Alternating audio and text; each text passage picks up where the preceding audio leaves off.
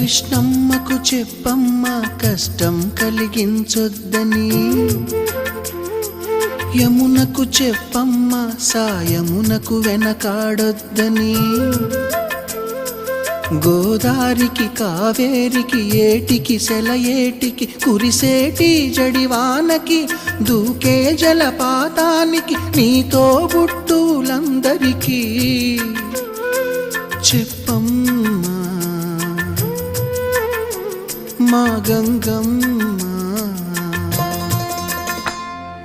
జీవనదివిగా ఒక మోక్షనిధివిగా పండ్లు పూలు పసుపుల పారాణి రాణిగా